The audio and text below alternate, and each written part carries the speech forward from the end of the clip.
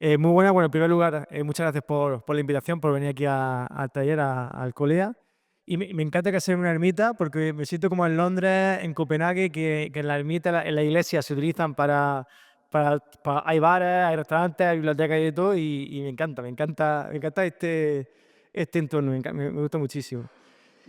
Y bueno, y como ha contado Luca, Luca, me llamo José Antonio Moreno, soy sommelier. Los sommeliers generalmente estamos muy asociados al mundo del vino, es normal, pero en mi formación, yo cuando me saqué el certificado 3 de sommelería, fueron 9 meses, de lunes a viernes, de 5 a 9 de la noche, o sea que no, de 5 no, de 4 a 9 de la noche, o sea, en 5 horas, en total 5 días a la semana, y dimos, de esos 9 meses, para que hagan una idea, 4 meses de vino, pero el resto fueron un mes con cerveza, un mes con café y infusiones, y luego el resto, quesos, encurtidos, salazones, jamón, aceite y ostras, caviar, en fin, el sommelier al final es un especialista en productos gastronómicos, o sea, productos gourmet.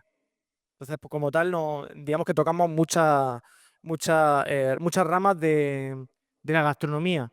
Luego tienes los que se especializan, ¿no? Tienes al beer sommelier, que es el especialista en cerveza, tienes al fromelier, que es el especialista en queso, y, en fin, y los sommeliers y demás. Pero bueno, eso ya un poco para hacer una introducción, porque todo el mundo, cuando me presenta como sommelier, todo el mundo, solo vino. No, los sommeliers son más cosas, ¿vale?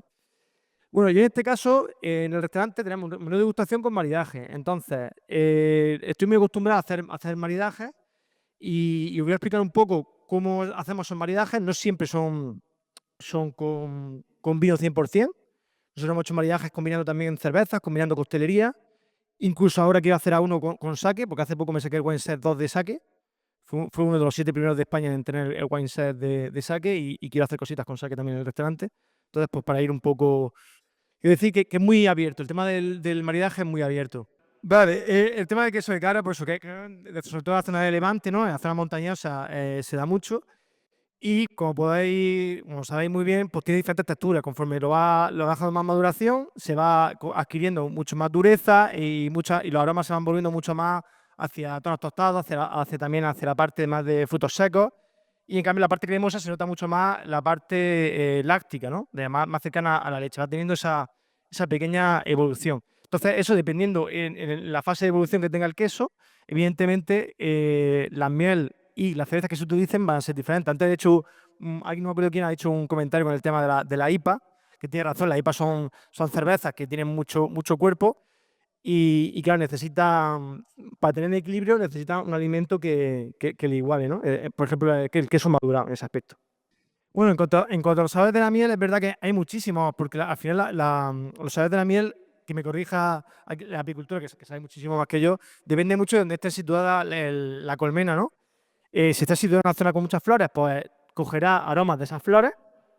Si estamos en una zona donde hay mucho tomillo, pues habrá tomillo, principalmente. O si una zona de castaños o de almendros, pues cogerá esos aromas, ¿no? La verdad que eso le da una versatilidad a la miel tremenda, porque te permite hacer mieles específicas para determinadas cosas y para determinados productos que pueden funcionar genial, ¿no? Por ejemplo, estaba hablando antes de la combinación de los frutos secos con el queso. Con el queso, por a lo mejor una miel que esté en la zona de almendro o de pistacho, le puede funcionar muy bien con un queso de cabra, genial. Esa combinación puede potenciar mucho más, por ejemplo, y son cosas en fin, que son interesantes para personalizar mucho los platos. En cuanto a cerveza, bueno, yo me centro ahí. Uy, ¿qué pasaba? En cuanto a cerveza, bueno, yo me centro un poco ahí, las que ha traído este hombre, y ahora también un poco de las más generales, ¿no? La Pilsen, al final, es un subtipo de la Lager, que se creó en la República Checa, en el mismo pueblo con el mismo nombre, y es un poco la cerveza que todo el mundo, en el mundo cervecero, la Cruzcampo, la San Miguel, toda la que se ocurra por la cabeza, intenta copiar, ¿no? Son cervezas muy ligeras, muy suaves. Eso te permite que luego, como veremos, la combinación con cualquier producto prácticamente te va muy bien, porque son cervezas en general bastante neutras, en general, ese tipo de. Luego todo esto siempre tiene sus matices, pero suelen ser bastante neutras, y entonces son muy versátiles, son el comodín. Luego tenemos en el caso de la cerveza picante, ese picante, podemos hacer 2 cosas con el picante. Con el picante podemos buscar algo que le acompañe. En el caso del queso, yo quizás para buscar un maridaje por armonía, me iría quizás a un queso un poquito más curado, sin pasarnos de curación, porque si yo picante más picante, aquí se vuelve fuego por la boca, nos volvemos dragones. O también por oposición, que también se puede hacer este tipo de maridaje, que sería, por ejemplo, tirando a quesos más cremosos, digamos, con menos curación. Porque al final ten en cuenta que cuando se hacen las pruebas de picante, en los campeonatos del mundo, no sé si sabéis que hay campeonatos del mundo de picante, son muy típicos en la zona de México y tal. Pues las pruebas de picante, cuando van pasando de fase, hacen la semifinal. Para llegar a la final, hacen un descanso y los concursantes, para limpiarse la boca, lo hacen con queso, perdón, con leche. Con leche. El leche te limpia el picante. Entonces tú, si quieres un poco hacer esa contraposición, puedes buscar quesos con menos curación para que te limpie ese picante y tener un poco esa contraposición. Ya un poco el juego de cada uno, ¿vale? La IPA, como he comentado antes, Curro, son las Imperial Pale Ale, que nacen de cuando India era colonia británica, y para llevar la cerveza allí, para que aguantase el tiempo, con el poder antiséptico que tiene el lúpulo.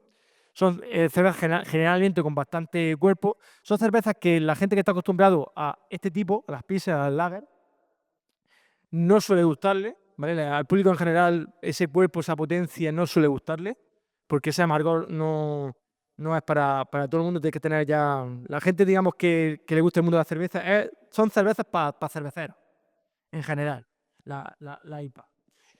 Y la IPA, como he comentado, pues son cervezas con cuerpo que necesitas, por ejemplo, pues se me viene a la cabeza la carne de caza, por ejemplo. La carne de caza a la IPA generalmente le suele ir bastante bien.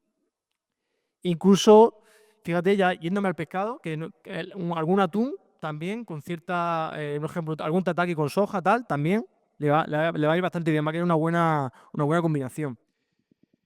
Luego tenemos las Pale Ale, que son, las Pale Ale que son una variante, bueno, realmente la IPA es una variante de la Pale Ale, pero bueno.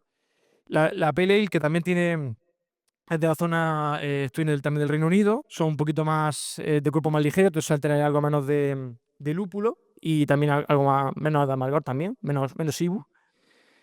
Y estas son un poquito más versátiles. Esta aquí también podemos, en el tema de los quesos, por ejemplo, buscar un queso que no esté tan curado, algo semicurado, le puede ir muy bien a una Pale Ale. Y luego también el tema, por ejemplo, de maridaje más en general, me estoy hablando de las mieles. Pues la Pale Ale, yo en general puedo ir muy bien con las Milflores, por ejemplo. Dentro de las Milflores, es verdad que depende de las flores que tenga alrededor, hay muchas variantes, pero está hablando un poco de forma general. Luego de esto siempre puedo hacer las cosas un poquito más específicas. ¿Veo por aquí? Sí, sí. Bueno, la Brown Ale tiene unos tonos mucho más tostados, mucho más de frutos secos. Y en este caso iría muy bien con los más madurados. Es verdad que tiene, si a lo mejor me equivoco, me puedes corregir mejor. Me imagino que tendrá algo menos de alcohol que la IPA, ¿no? Me imagino.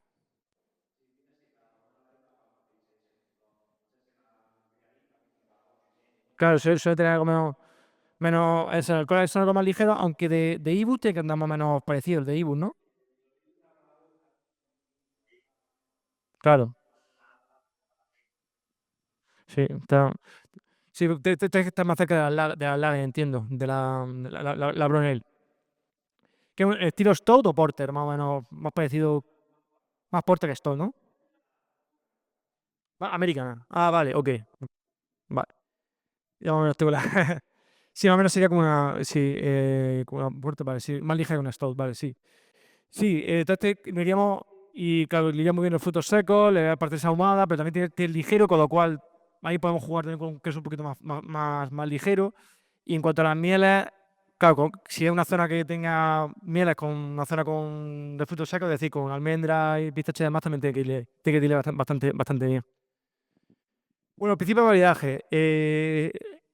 A mí me gusta mucho esta escena, creo. No sé si se puede ver o no. La escena. Dura 30 segundos. No sé, es que va por internet, si no lo explico. Sí, de Ratatouille, clásico. Va por internet, sí. Lo explico rápido, va.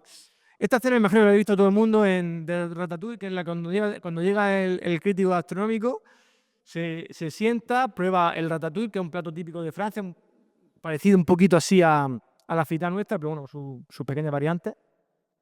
Y le recuerda a cuando su madre de pequeño le llevaba el ratatouille, ¿no? El mismo plato. Le recuerda a esa infancia, ¿no? Y entonces pues se queda impactado. Y además es un plato que al final es un plato de campesino, no un plato que tenga ni certificaciones, ni humos por todos lados, ni el plato saltando por encima de la mesa. O sea, es un plato súper sencillo, pero al hombre le impacta recordar su infancia, ¿no? Y yo un poco con el tema del maridaje, lo que insisto mucho es intentar siempre llegar al corazón de la persona.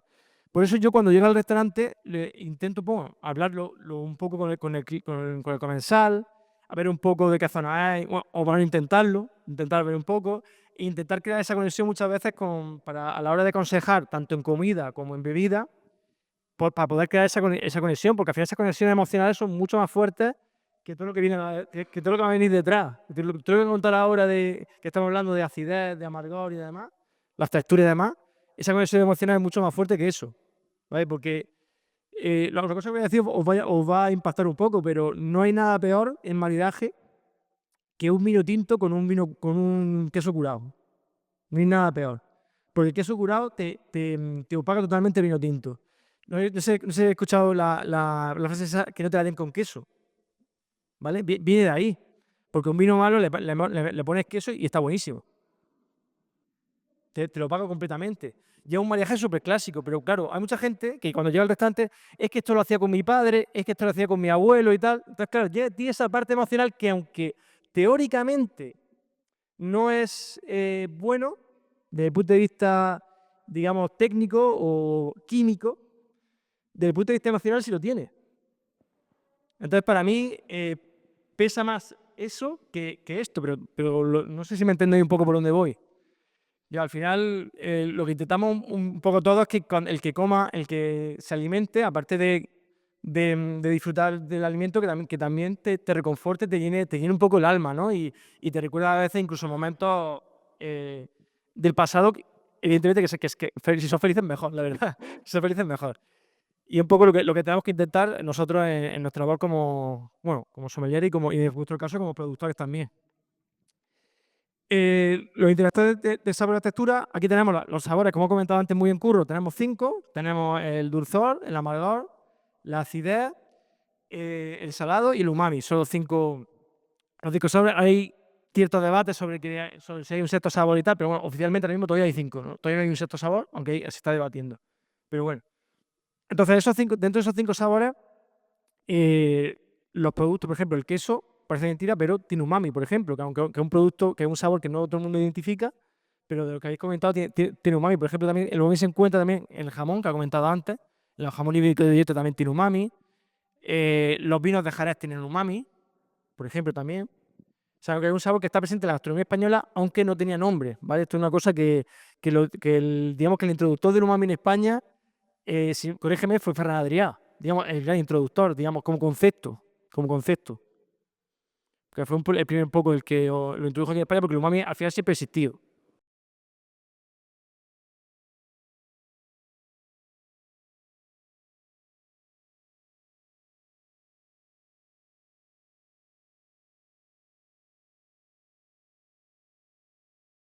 Sí, pero entiendo que Ferran Adrià fue un poco el que lo dio a divulgar a más.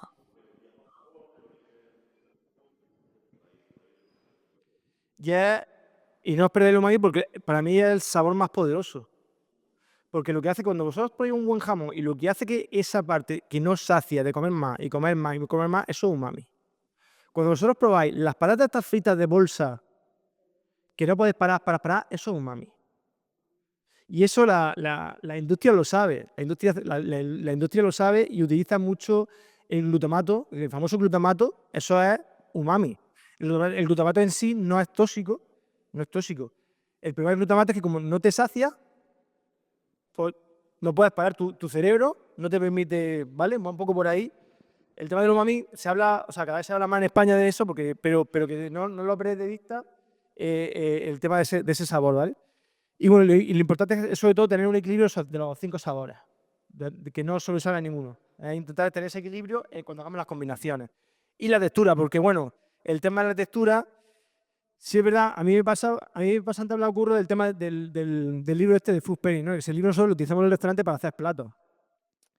¿Qué pasa? Que a veces los platos están muy buenos, pero nos suelen fallar dos cosas antes de llevarlo al cliente, o sea, antes de decir, esto está perfecto para sacarlo al cliente. Nos suelen fallar dos cosas. La primera cosa que nos suele fallar, la textura.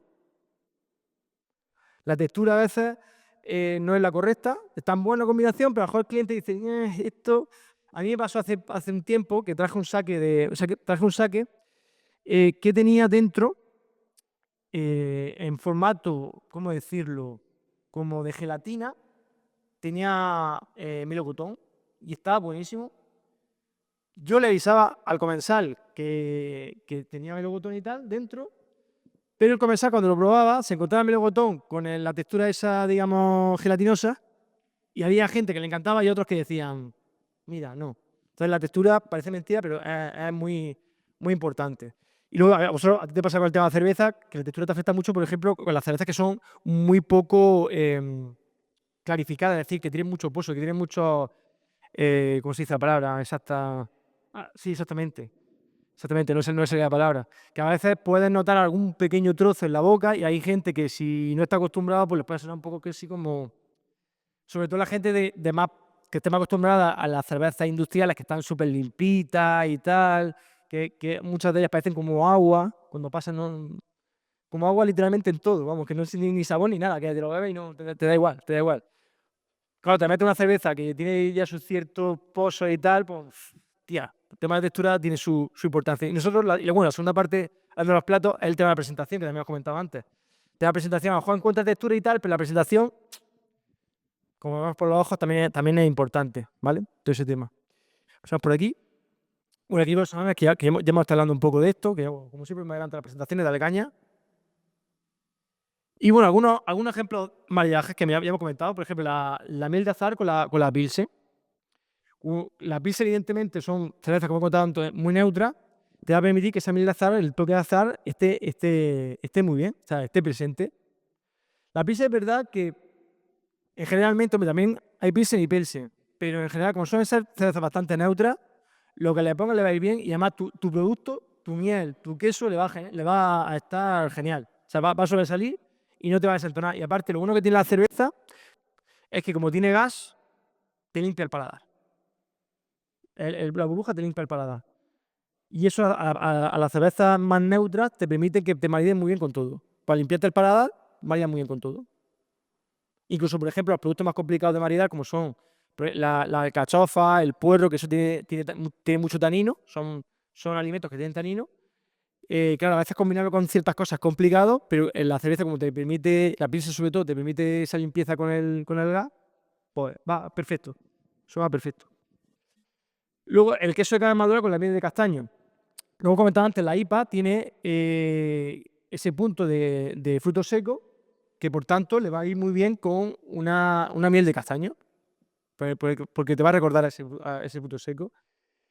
Y bueno, el tema de las flores, que en el caso de las flores silvestres, pues la Brown Ale me imagino que irá bastante bien, porque tiene también ese toque de fruta, suelen tener ese toque de fruta también, porque tienen cierto lúpulo, no tanto como la Pale, como la IPA, pero tiene ese toque de fruta. Ten en cuenta que el lúpulo es el ingrediente que le da más aroma a la cerveza, y entonces cuanto más lúpulo, más amargor, pero también más aroma.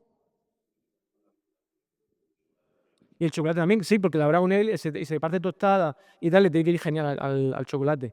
Al chocolate y al café también. Al trozo de café también. Seguro. Pasamos por aquí, seguimos. Ya queso de cabra y miel. Pues el queso de cabra al final es un maridaje clásico. Yo creo que los quesos con la miel es un maridaje que yo creo. Aquí he puesto algunos ejemplos para intentar hacer como ahora se dice de moda cuando tiene la gente de Tinder, para hacer un match perfecto. Pero generalmente suelen ser cervezas, suelen ser un maridaje que no falla. Y he puesto algún ejemplo, por ejemplo, el queso de cabra fresco con la miel de azahar, pues te va a dar esos toques más lácticos con el azahar. Que igual, volviendo un poco a la presentación que he dicho antes de la conexión emocional, te puede recordar yo, por ejemplo, a mí eso me recuerda a mi infancia, cuando iba a casa de mi abuelo. Mi familia son de Vélez Rubio, son de la zona de los Vélez. Entonces mi abuela tenía azahar en el campo, en el cortijo. Entonces, pues, me da esa conexión muchas veces cuando pruebo esas milas con azar, me da esa conexión emocional, ¿no? Que hay que intentar siempre buscar. En el caso de la maduración, el queso madurado de castaño, como tiene el queso madurado suele tener ese toque de frutos secos, la miel de castaño, ahí tiene que hacer también un buen match. Y bueno, las flores silvestres con el queso de cabra ya en general, sobre todo, yo diría que aquí nos iríamos más a semi-maduración, no tanta maduración, porque se suele perder más la parte esa de flores conforme va madurando más el queso. También iría muy, muy bien. Aquí se puede buscar sobre todo el combinar aromáticamente. La combinación aromática es un poco para hacer esa similitud. Y aquí rizamos rizo. Esto es una propuesta mía, pero un poco. Curro habla un poco más abierto y habla un poquito más específico, ¿vale? Poniendo ejemplos un poquito más. Pero al final esto es muy, muy abierto. El queso de cabra fresco con la miel de azahar y la cerveza de Pilsen. Tenemos cerveza neutra con la miel y el queso fresco. Esto sobre todo para el verano. Eso tiene que sentar como Dios para el verano. Ahora quizás pues, te queda un poco tieso, ¿no?